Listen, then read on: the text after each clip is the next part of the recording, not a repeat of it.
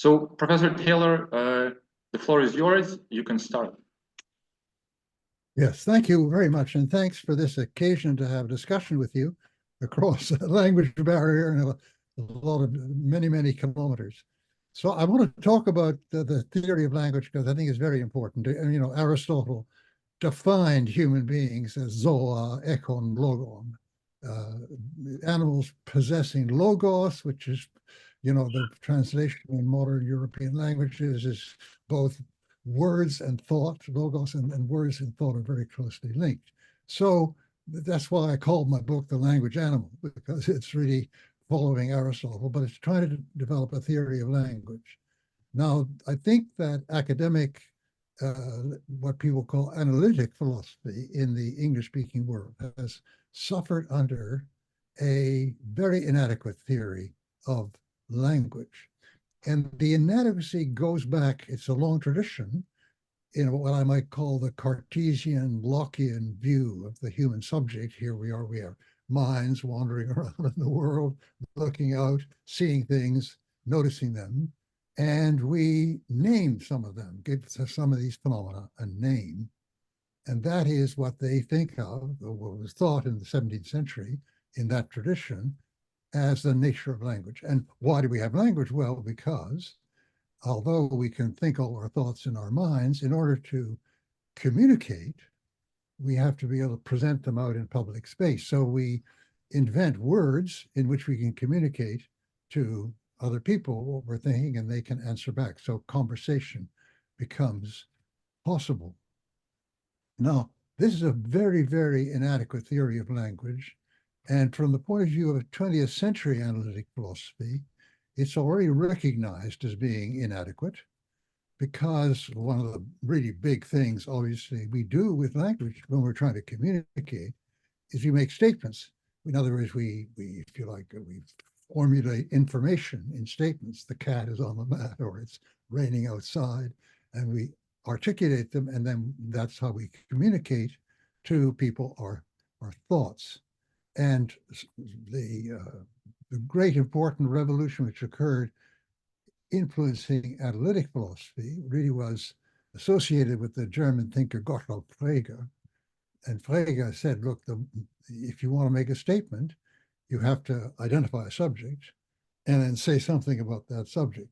So it's the object and what you predicate, the subject of your sentence, the cat is on the mat, let's say, you predicate of the cat that it is sitting on the mat. So the kind of theory you find with Davidson is very much, I would argue, based on the 18th, 17th century theory of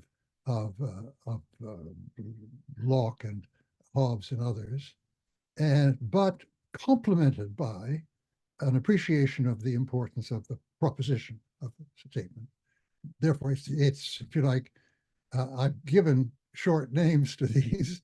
I call the original 18th century after three major figures, Hobbes and Locke and the French writer Condillac.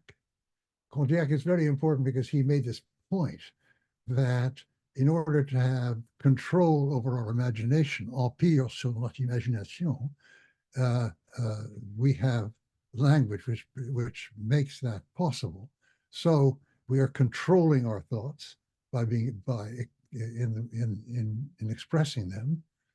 And so I call this the HLC, if some of you have seen the book, Hobbes, Locke, Condillac. Now, over against that, I want to propose another theory, which is very much linked with other authors. And the three that I've chosen here, they're actually all, and this is very interesting, they're all thinkers in the Romantic period, the 1790s and following in Germany. And it's Hamann, Herder, and Humboldt. So I'll get to that in a minute, but let's look at what's wrong with the HLC, right?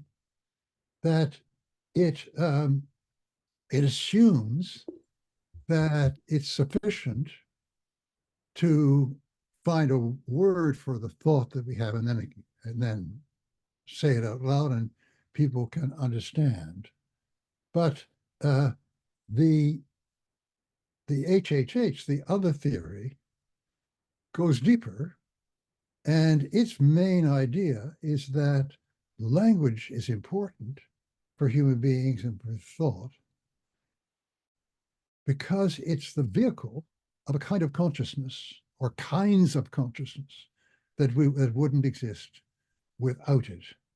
And Herder, one of the important figures, I think the first one, I put them in order, Herder, Hamann, Humboldt, that may be, you may differ with that, but he puts forward this notion that language allows us to have a certain kind of consciousness, which he calls reflexivity. The German word is Besonnenheit, yeah? Reflexivity.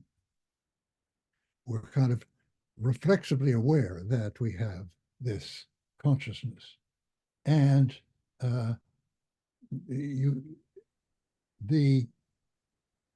what kind of consciousness here? Well, a whole varied range of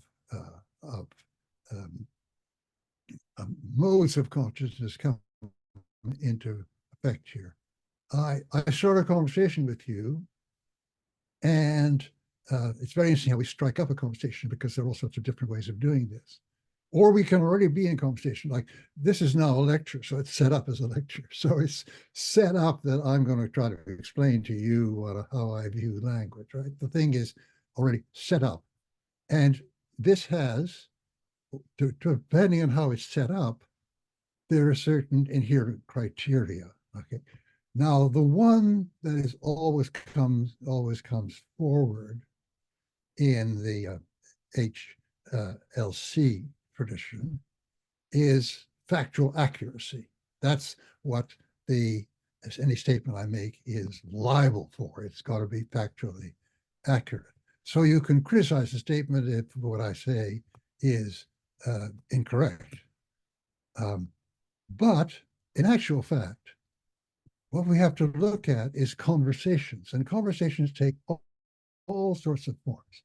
So the moment we're in this factuality mode, because I'm a professor, I'm giving a lecture, and if I say to you something that is totally incorrect, it is totally inaccurate, you can come back and, but supposing we are joking and what I'm doing is imitating some major public figure and the way that person, he or she, talks in order to make fun of it.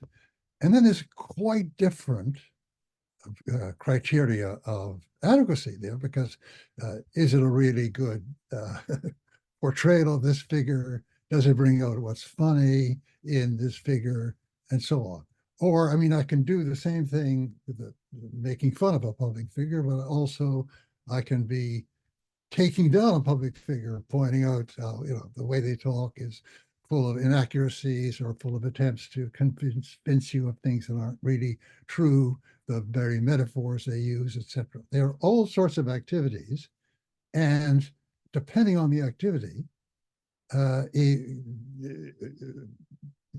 what arises is certain criteria, but there always are criteria of correctness in speech.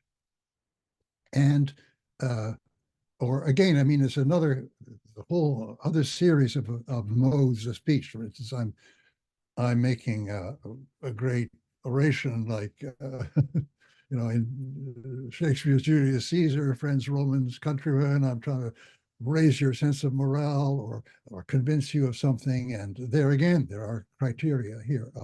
Or I'm trying to give you a really poetic rendition of a description of a certain scene. Wordsworth before the River Wye and Tintern Abbey, and which it very much moves you, and it makes you feel you're actually there. And that's another set of criteria. Right? So we have language as what makes possible certain modes of common consciousness with certain intrinsic criteria, either correct description or really invoking something or showing the beauty of something or laughing at something, and so on. And then in all these cases, you can come back and criticize me. That was supposed to be a funny speech, but it was just terribly dull. Or that was supposed to be a literally accurate speech, but he used a lot of images which exaggerated. So we have, on one hand, language as supposedly conveying information, only conveying information. At another level, on the other theory, we have language as what makes possible a certain kind of communication between people. And so let's look at some of these and what kinds of common consciousness. Well, the first of all, that's really, really obviously important, so important it gets overlooked, is that in entering conversation with you, I create a kind of common focus.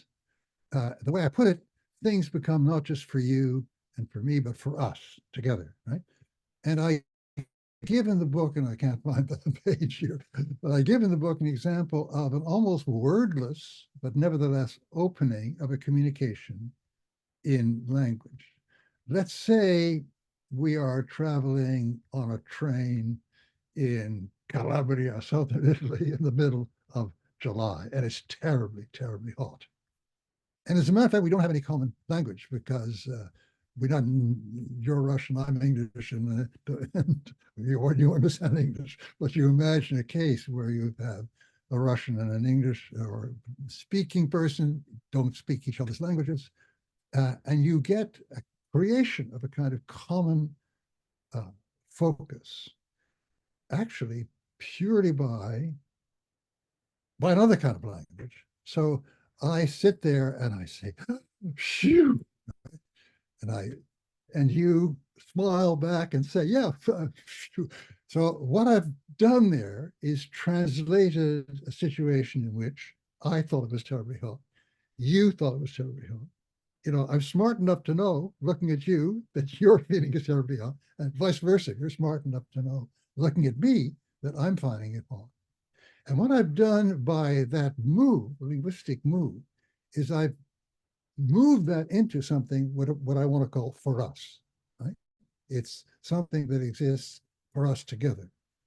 And this for us phenomenon is extremely important because it actually goes through a whole lot of human situations where, in sophisticated human situations, very often it's very important to keep certain things out of the common consciousness and only let certain things in, even though everybody participating in the conversation knows, as I said about being hot before, it knows what the other person knows. So let's say that there's a cocktail party somewhere in the capital in St. Petersburg or in Ottawa, where everybody is really in the know that the minister of something or other is doing something a little bit crooked, right? But no one mentions it, right? Because it would shatter the atmosphere, right? It would make it impossible to carry on, as though, comme si de rien n'était, in French, as though this didn't exist. So we all keep it out, but everybody knows, it's kind of ironic consciousness on the part of everybody. I know that you know, and you know that I know that you know. Everybody knows that, but it's not out there. And you actually, if you blurted it out, like this man is a criminal, he's really stealing money from the public purse, you would shatter the atmosphere. It wouldn't be possible to go on that way anymore. So you can see that this business of common consciousness, which is vehicled by language, is extremely important and extremely subtle. Now, let's turn to another way of getting at this theory of Herder-Humboldt, that language creates a certain kind of consciousness. We see that a certain kind of consciousness now is a common consciousness, but it's also one in which there are, as you say, as I said, criteria, and the how to put this point.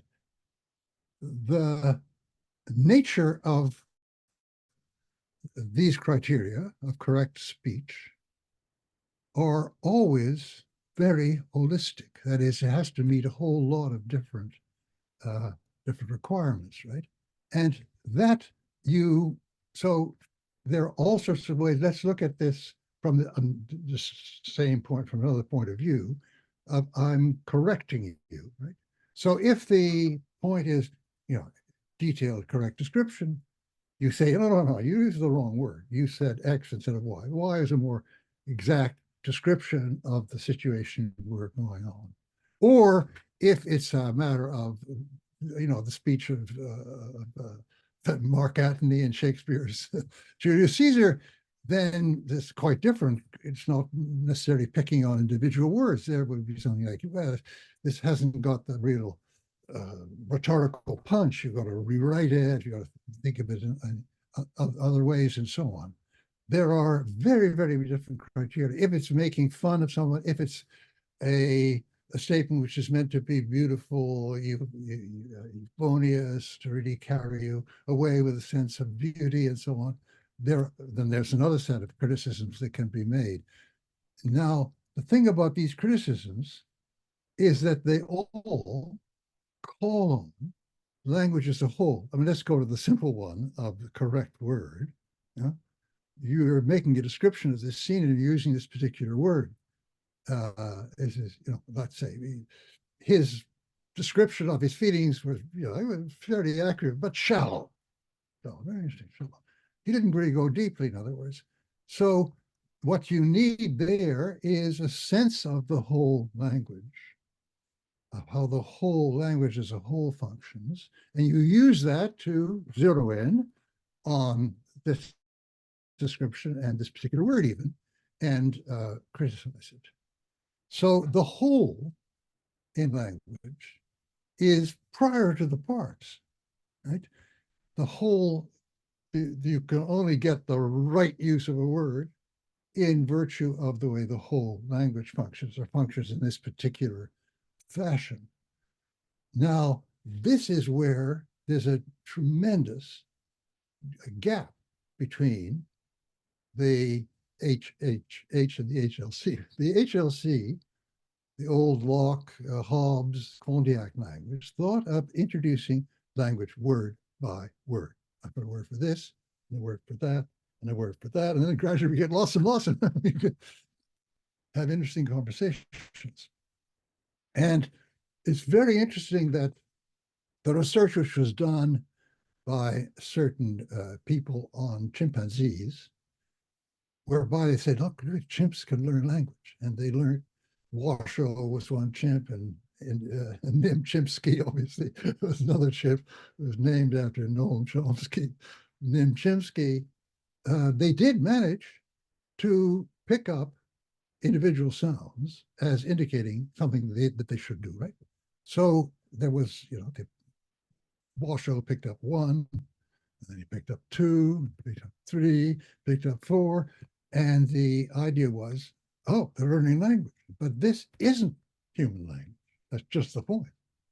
Human language always exists as a total system. And when children grow up, and I'll come to that in a minute, and the child has the first word, what you have is a word dropped into a pre-existing activity of communication. I want to come to that in a minute, because that's, I think, one of the most extremely important features of language.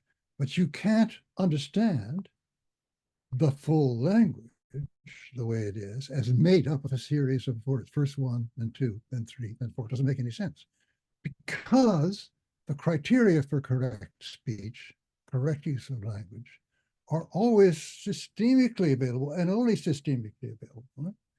Granted, all the different activities and identifying the right activity here, it's meant to be liberal speech, not making fun of someone, not being euphonious, not being like Shakespeare, but right?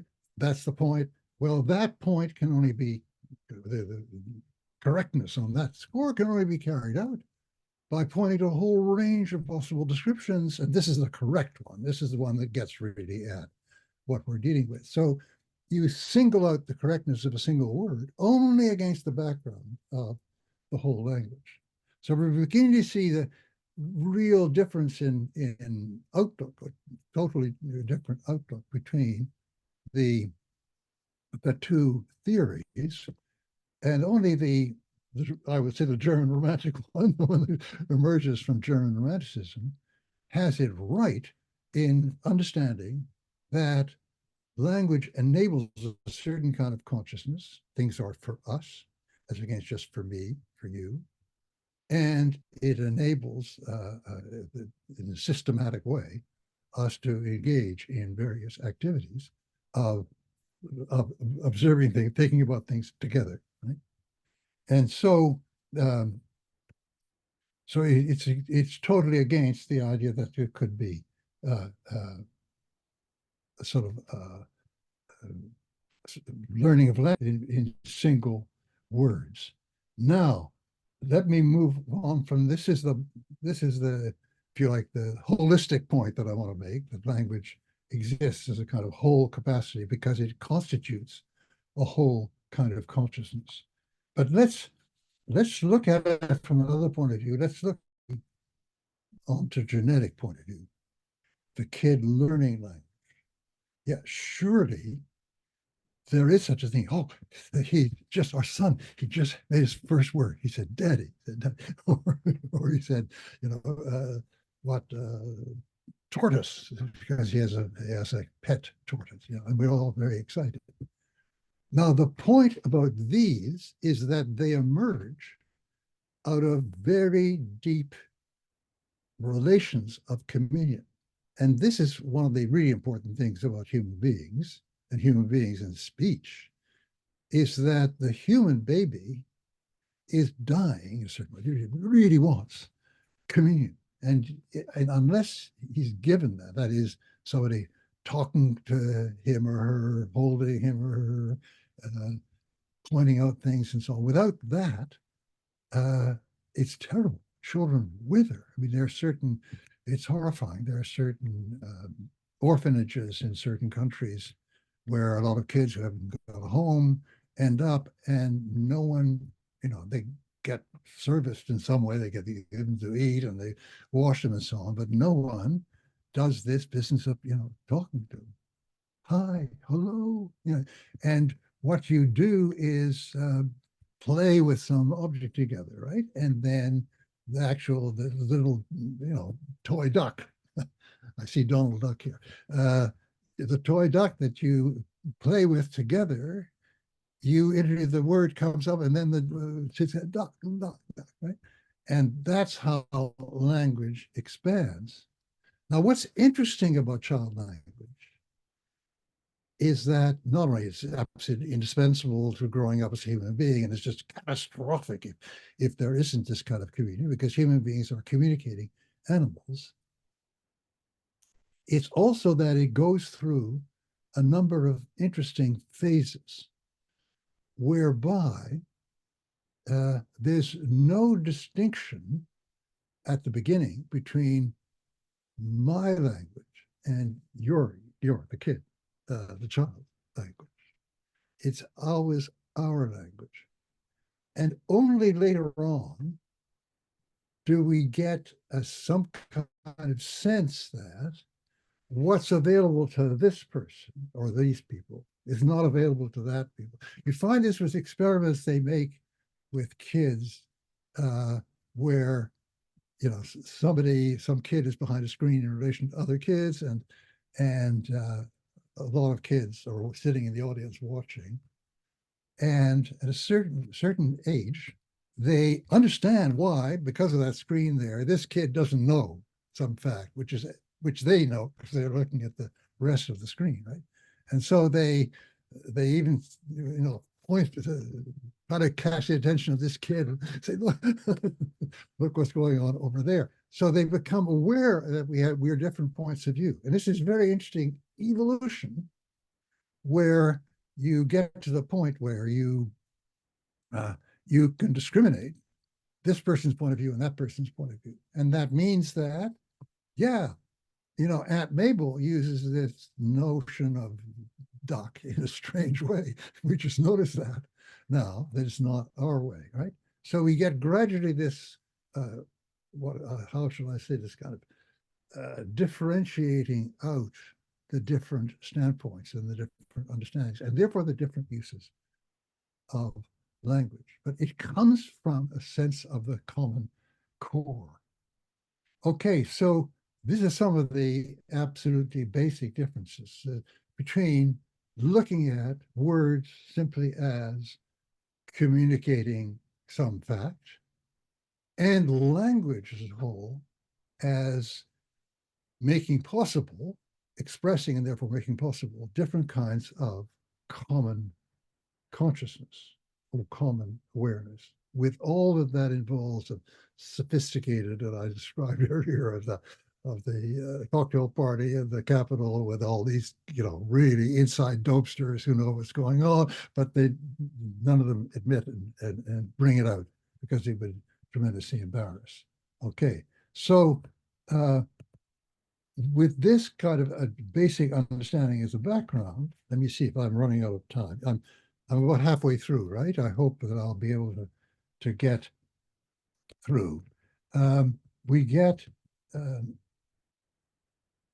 very interesting features of language. Now, one is the use of metaphor, the use of figuring, of tropes.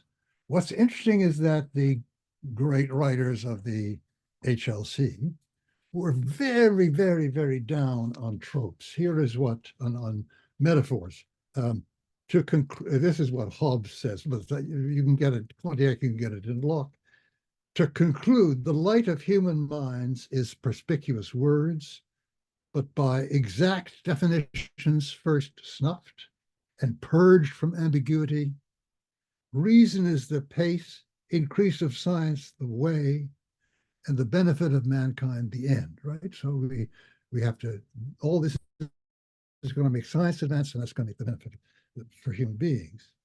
But then second sentence of this paragraph, and on the contrary, metaphors and senseless and ambiguous words are like ignes fatui. These are the things you think there's a fire burning in the field, but it's really an illusion, are like ignes fatui, and reasoning upon them is wandering among innumerable absurdities, and their end, contention and sedition or contempt, right?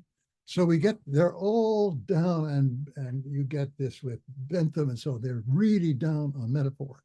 Why? Well, because the only point here is accurate description. See? What they're doing, in fact, is judging all our utterances by the criteria of accurate factual description, right? And saying those other things don't matter. Well, it's not only a too serious view of language, it doesn't take account of all these other ways. I'm making fun of some political figure by giving a garbled version of his speech to you, etc. It's not only that, but actually we would be crippled if we really abided by this advice, because a great deal of our extension of vocabulary occurs through metaphor. And this is what I want to call this figuring. This is my, if you read the book, you'll see as I'm trying to use this as a technical term. Figuring is when I try to give you a figured way of talking about something which we couldn't really talk about. And let's give examples. Well, first of all, I'll give some examples that we have in everyday life, and then I want to argue that there are certain things we couldn't talk about unless we got at them through figuring. But there's an expression in English about a politician. Politician plays his cards close to his chest. This comes from a game like poker, where it's very important that you not know what cards I have, because some of the great gains in poker are made by bluffing you. I make you think I have this very strong hand, and you all give in and give me your money, and then I lay it down. You see that I only have, absolutely characterized range of cards. So the idea you play your cards close to your chest, you don't let the other person look in on what you have. Now, this is immediately comprehensible. And what's interesting is that these kind of metaphors, they become so complicated. This is he's being very, what it means, being very cagey, not letting out too much information, not answering the question too directly. He's not letting out too much conversation. And this behavior, people immediately understand this, right? Understand what this is referring to the point where people forget that it's a metaphor. The metaphor goes dead because it's attached to certain behaviors, being very lazy, very cagey, when they're asked questions by the journalists and so on. And everybody understands this, and then they forget that it's so there are certain metaphors, like this is what I've tried to look up. Some event happens, it's supposed to last longer and have more significance, but it just fizzes out. Well, it fizzes out, is a metaphor. And this expression is flash in the pan. Couldn't understand. Everybody understands that the meeting didn't go off. It's just like a flash in the pan. It didn't have further consequences. But actually, if you have to dig into history, and it's something to do with the way in which early muskets worked, I've forgotten. See, so you get this feature of a dead metaphor. It's very, very interesting. So you get metaphors have this communicative power that they, in the end, overcome their metaphoricity because they just get understood in terms of the behavior that they're, as it were, playing with or caricaturing. But then there are certain cases where you don't get the meaning unless you see that it's metaphorical. And sometimes this is very surprising. Now, various kinds of moral badness, sin, if you want to speak in a theological dimension, we only get at because we see them starting from the notion of impurity, of uncleanness, right? So there's something, sin is a kind of sense of being tarnished, being unclean, impure, right? And there are literal uses of this word. Is this water really, really just water, or is it all terrible stuff in it? Is it pure water? So that's a perfectly understandable literal use of the word. But we use it to point to another kind of imperfection for which we haven't got a really literal word that describes what it is, right? But we use words that point to it. Another good example is, I had another very good example. Oh yeah, someone has integrity. Well, literally what this means in something is integral, that it's whole, it's not broken up, it's not broken into pieces, it's an integral unit. So someone has integrity when what? When they're not, in another sense, broken into pieces. In other words, when what they're saying and what they're doing and what they're really thinking and what they promise and what they do all cohere. That person has integrity. See, so we've climbed up to have a way of talking about people with integrity and without integrity in a way which draws on a more literal sense that we all understand, and we just move beyond it. We don't say integrity. What do you mean? It's not like a piece of pot and not broken into pieces. No, you haven't got the point. And you get this all the way through human life. I mean, you get Plato talking about the soul, which is harmonious. So you get a musical image there.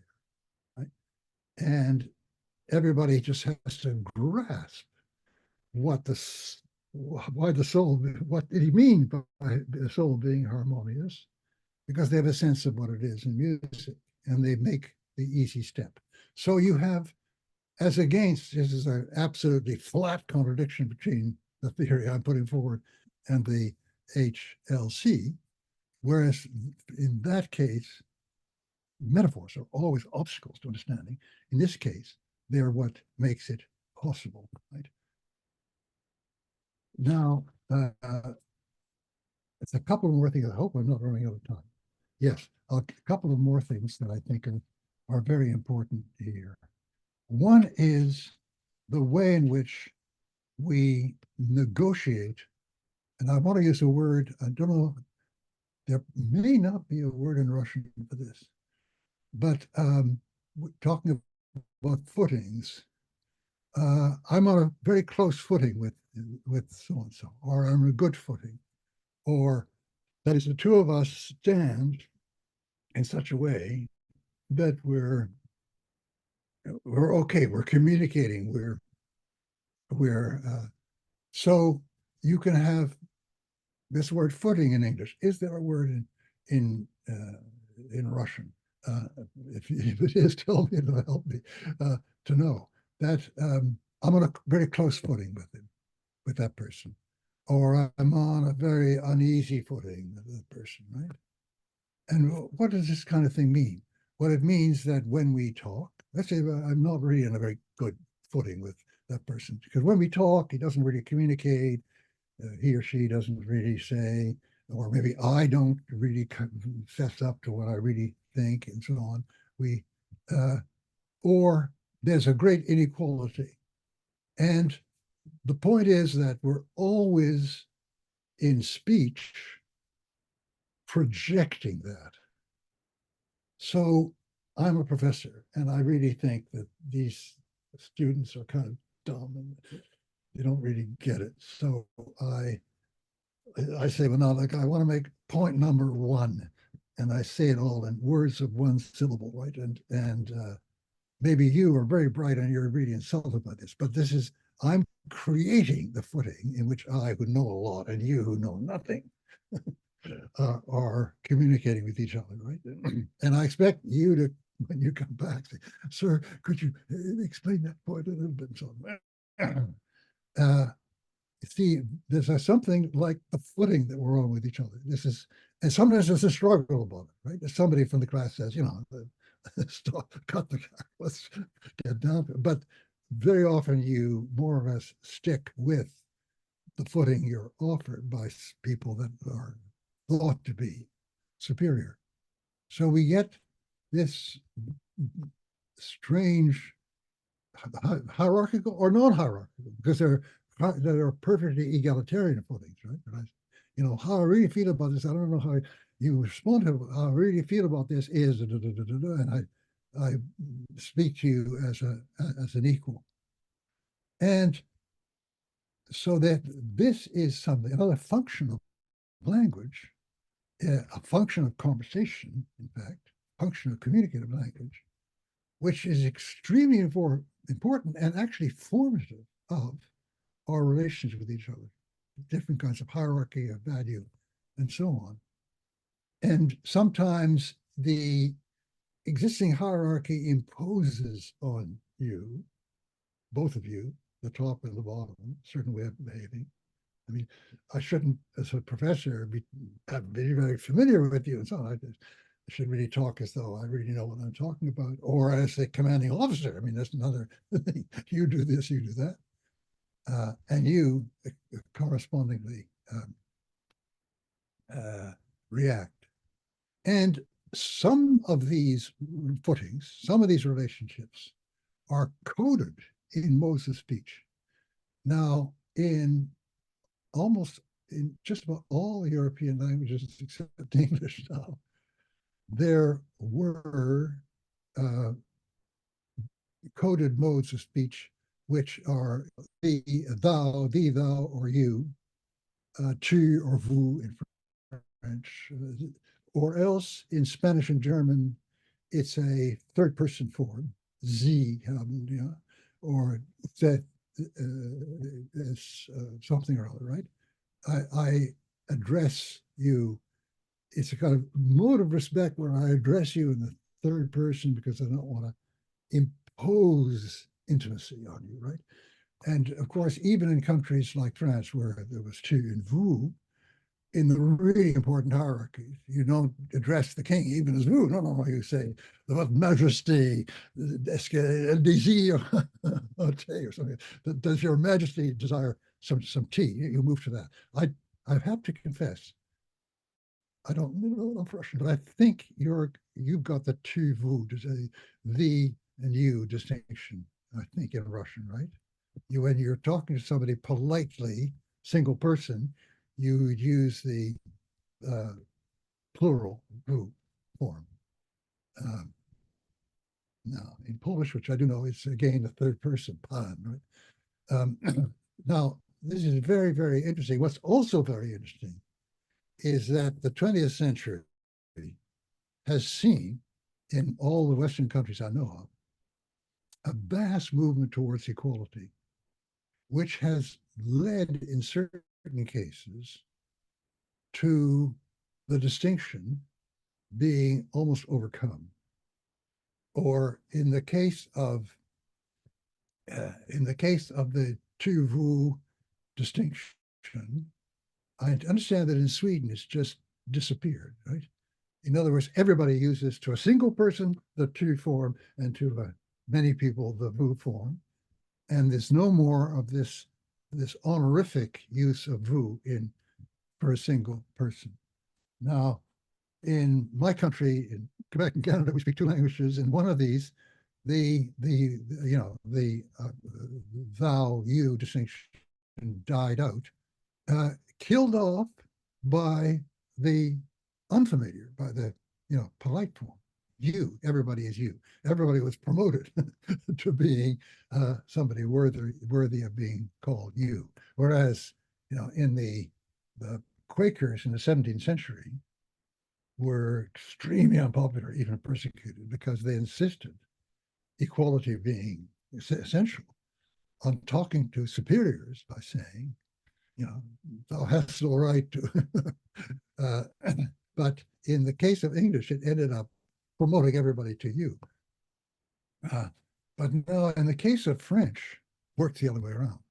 So that now there's in Quebec, we still vouvoie people. That's true to a large case. But for instance, when I was a child, which is a long time ago, when I was a child in Quebec,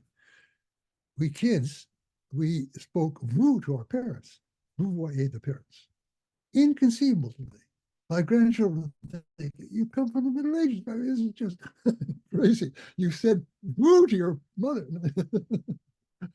See, these things change, and this is a very important function of language here. The way in which these different forms of address move around and get the differences get overcome actually reflect a very profound revolution.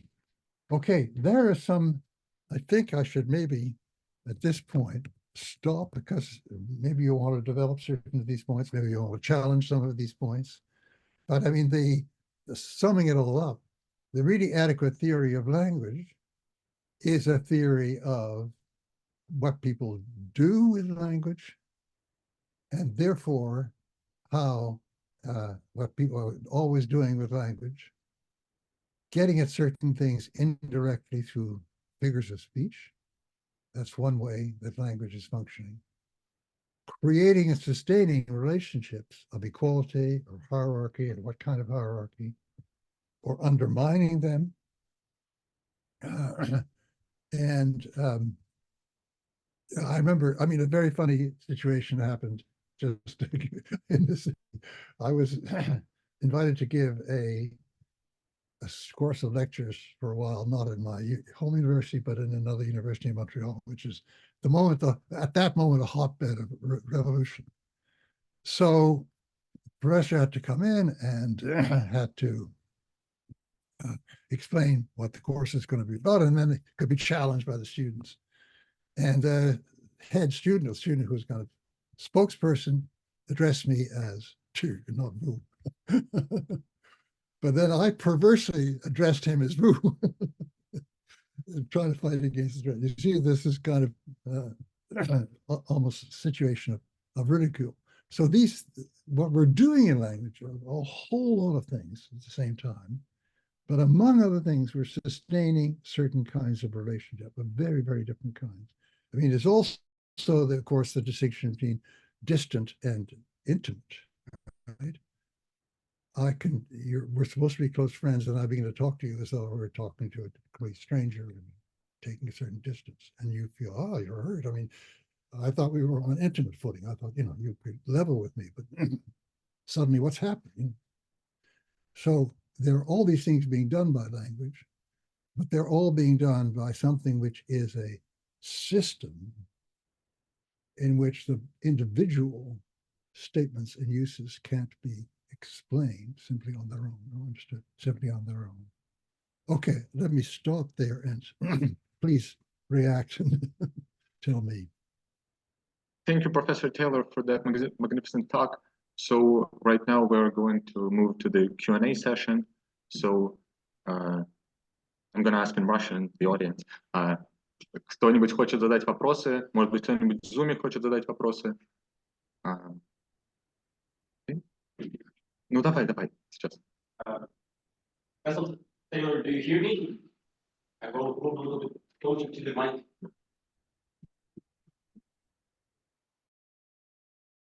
Do you hear me? I'm not getting you. Do you hear me? Can you hear me well? Yeah, I hear. Yes. Yeah. So actually, I wanted to make the situation a little bit spicier, so to say, and to elaborate a little bit on the situations where hierarchies are a very big problem. So we can imagine that we establish our common view in like normal situations without any problems, like you just did with an example of two people speaking on a train and both not knowing their own languages, languages of their interlocutor. But we have the situations where people do know both languages. For example, in like colonial Africa, 50 years ago, both of interlocutors have do know the language. However, the common view is imposed from one of the side, and for the colonized, it seems that it is impossible to overcome it with their own common view without committing violence. So the language seems like it is just not enough to use the language, that they have to commit violence. And so the question is, do you think that in like HHHU, the language has the capacity to overcome the situations of the lacking common view, or of situations where there are two common views? Thank you. Yeah, well, I think that there's lots of situations of this. If I got you right, one of the problems is in this kind of electronic media, unfortunately, there's a certain vibration which at my age doesn't always come through. But let's say we have a situation where you're not really meeting, you're not really coming together on the language. Well, then there is always something you can do to try to bridge the gap and to say, to question the use of a certain term. Does this mean for you da da da or da da da? You have to. Have I got to the heart of the problem that you're raising here, or am I beside it? Good. I think I'm presenting a situation where asking for a reason will not do a thing. So because the other person says you are not enough human to speak it, to give a reason. So what about that situation? So what, in your view, can we do? Yeah, you mean, sorry, A says to B, you're not really believable. Is that what you're saying? Is that what we're getting at? How can we overcome this purely vibratory difficulty? A is saying to B, you're not really believable in what you're saying. Is that right? Is it so far right, what you're getting at? And yes, but you're not why believable would because you are not capable of articulating a reason. Oh, you're not capable of articulating. Yeah. But I mean, that very often happens because very often, let's say you have a lot of experience in life or in a certain area, and the person that is talking to you doesn't, and they can't really make clear to you. You distinguish a number of different situations. They can't make clear to you which of these they're talking from. So this is a case where you can, in conversation very often, overcome the difficulty because you begin, you who are the recipient of the communication, you ask questions. Do you mean this? Do you mean that? Do you mean the other? Is this word that you're using really the right word for that? I mean, it's very often there is not immediate understanding in a conversation between two people, even if they speak supposedly the same language. But it's possible to clear this up. Have I got anywhere near the issue you're raising? I may not have. Okay, yeah. Хорошо, у кого-нибудь еще есть вопросы? А в Zoom, может быть, у кого-то есть вопросы? Может быть, в чате кто-то что-то? В чате есть. So, Professor Taylor, you have a question in the chat. I'm going to read it. Okay. The question is probably not entirely on the topic of your speech, but how could you characterize the role of the debate between liberals and communitarians in which you took a part in the 1980s, 1990s in today's modern times? What might you have seen in how language helps or not resolve contradictions? Yeah, but I think, yeah, that there you have very deep differences about the meaning of terms. But basically the liberal outlook was one, as described then. The word is used in many, many, many senses. So and this is not the final one, but in that debate, people who are using the word liberal were thought of themselves as defending the individual liberty of various citizens against various attempts to impose certain rules or ways of thinking on them, which were those of the collectivity, right? And so they, a very strong sense of common membership in a political community, which made certain demands on people. I mean, demands like solidarity, greater equality of distribution of essential goods in the society, was thought to be restricting liberty. And I was very much on the side of those who were in favor of stressing these important collective needs and goals. And today, liberal is used in a way which is rather, in the Anglo-Saxon world, in the Western world, is used in a way which is rather different from this, so that we're not dealing with the same thing. It's very often used for people who insist on certain equality between groups, which are in fact being treated unequally.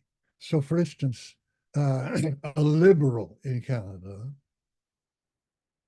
would very often be in favor of absolutely equal status for women as against the traditional family setup, right? Or a liberal would be very much against the remnants of white superiority or superiority of what we call settlers over Aboriginal people, for instance, which a lot of people just unthinkingly take on from their past and so on, So a liberal would be someone who would be challenging that. And that's where you get in the, I mean, I'm sure you're familiar with the US as I am. Well, not as much as I am, we live right beside them, but familiar with the US, how Trump is an example of an anti-liberal thinker, and Trump's enemies are called themselves, Trump's critics call themselves liberals. So the word has evolved, and it's very interesting. I mean, I'm old enough to have lived through these two epochs in which the word is cropping up in very different controversies, right? So that in the case of earlier on, it was people who were liberals who were defending individual liberty against demands of, which is rather what in the US, the right, the Republicans do today. You can't tax me to help these people and so on. And the word liberal was used for people who were defending that kind. And now it's used for people who are mainly taught certain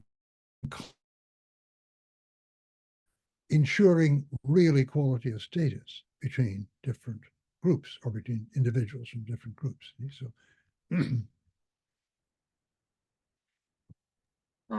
okay, I think that I'm going to ask you a question. So I have two questions. The first question, I want you to comment on two contemporary scholars, two philosophers, which I think who are developing a theory which is close to yours, but at the same time is very different. So I want you to comment on the work of John McDowell and Alistair McIntyre, and I explain myself what I mean by that. So I think that if we took Alistair McIntyre's work, then he is definitely in the HHH theory. So he thinks that language is constitutive, and he is a holist, and etc.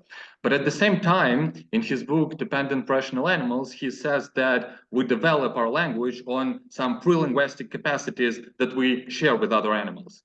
And I think that contradicts your take on chimpanzees and that they don't have a language. So that's about Alistair McIntyre. And about John McDowell, I think that he is close to you in terms that he is also drawing on Gadamer and Hegel, but at the same time, he is a Davidsonian in his core. So he develops the Davidson project. And you think that Davidson is clearly an example of HLC theory. So what do you think about these philosophers, and what do you think about their projects, and how do you compare your projects with theirs?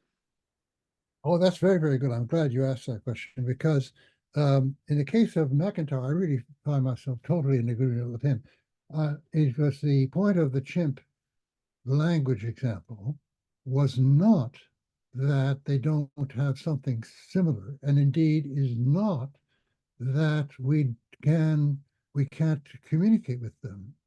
On the contrary, but it's just that chimp language couldn't consist in learning a number of signs that they react to.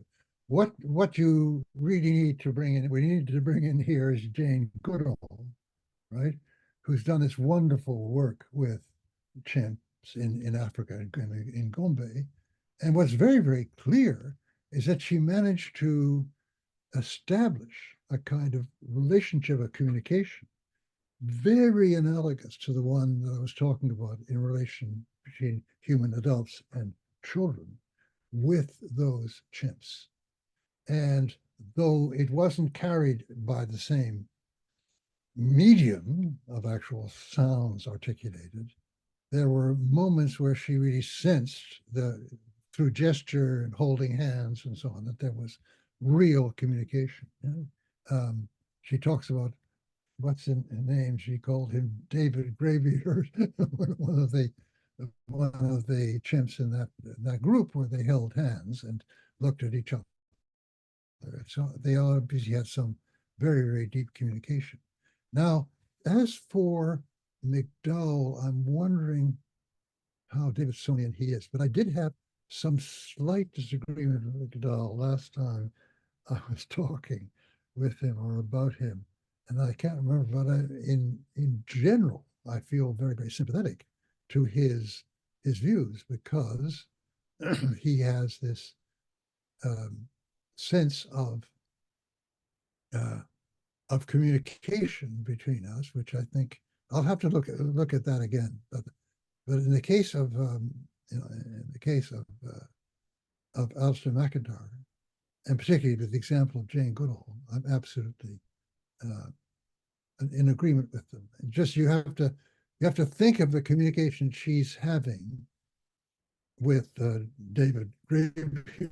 To take one example, we have to think of that not as the exact same as human communication, because it's carried by different medium or only partial overlap. I mean, there's a lot of overlap of looking into each other's eyes and so on in between communication among humans and communication human chimp, but there's really, really big differences. Okay, thank you. And the second question that I wanted to ask, could you please tell a little bit about your upcoming book, which is about poetry, and if I understand that correctly, it is a development of the book, the language animal. So could you please tell us what we should expect from that book, and what are you writing there about? Thank you. Yeah. I mean, it's connected to the language animal because they both start from the understanding of language that you have in German Romanticism. But here, it's not just German Romanticism, it's Romantic poetry in general. And my thesis is that human beings always have been looking for, seeking, desiring some sense of connection to communication with the cosmos.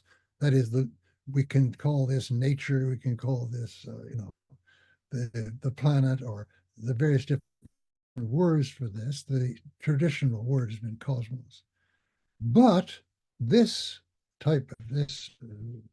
very much desired sense of communication, of oneness, and so on, is sought and achieved in extremely different ways.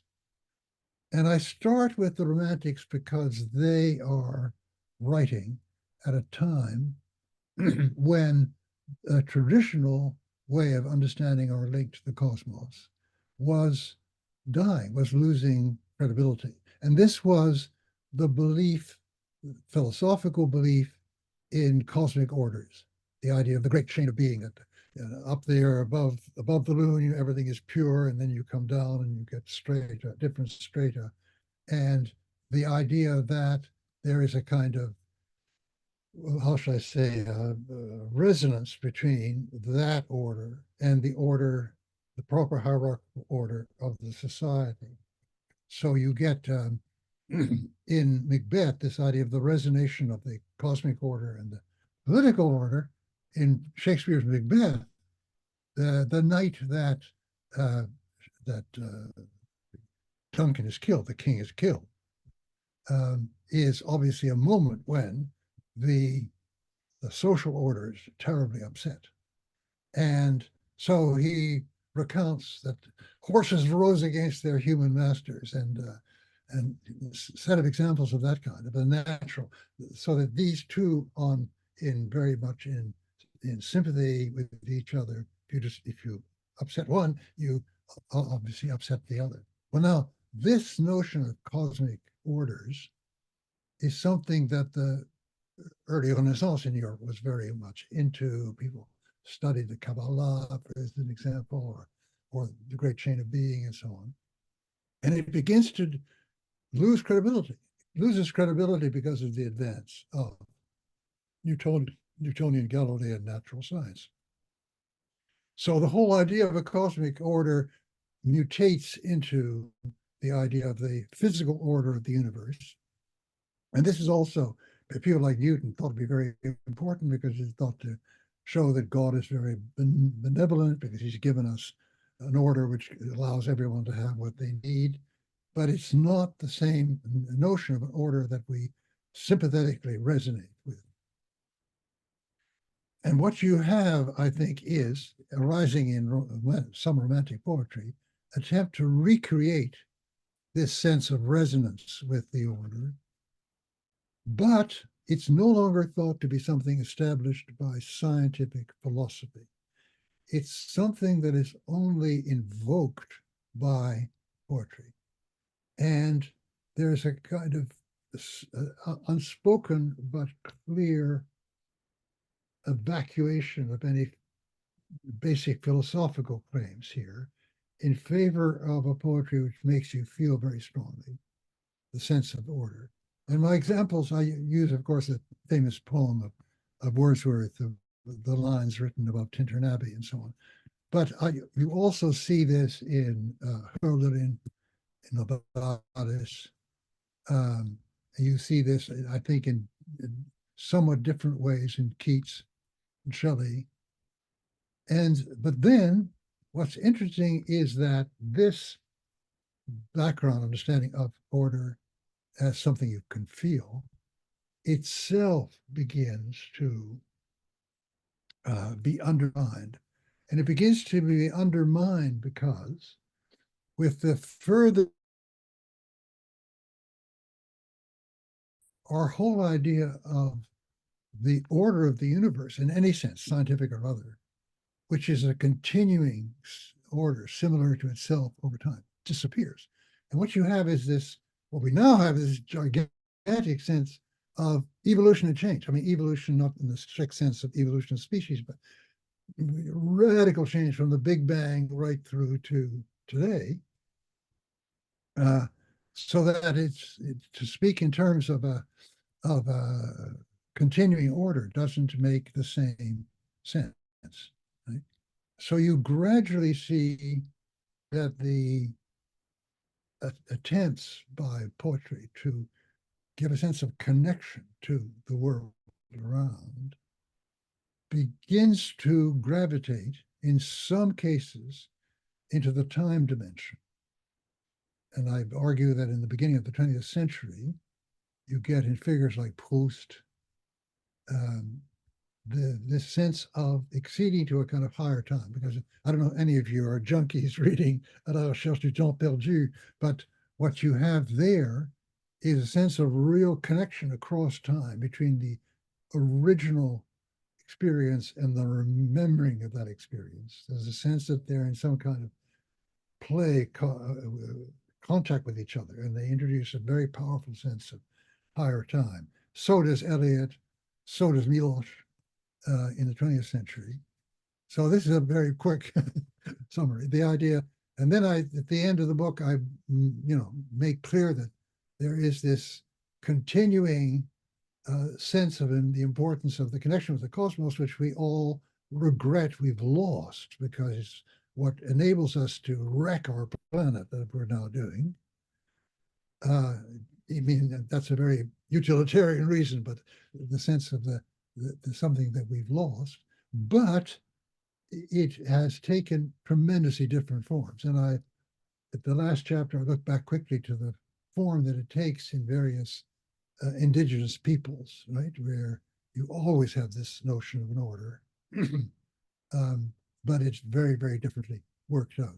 So what the book leaves one with is a huge set of questions that we should try to answer. What is it, what's in common between all these attempts to create a sense of contact, of connection with order, and why does it take the different forms it takes?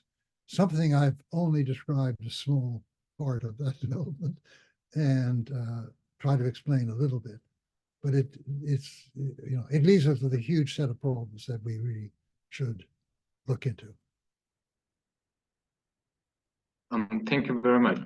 Есть ли еще вопросы в зале? Может быть, есть вопросы в Zoom? Нет, больше нет. So I guess we've run out of questions. Thank you very much, Professor Taylor, for this talk. It's a great honor for us. We are very pleased and we wish you best. Thank you. We are waiting for your new book to read it. Well, thank you very much. I very much enjoyed this, and I'm the possibility of talking across language barrier and political distance and so on is just very precious. I appreciate it. Thank you very much. Thank you very much. Goodbye.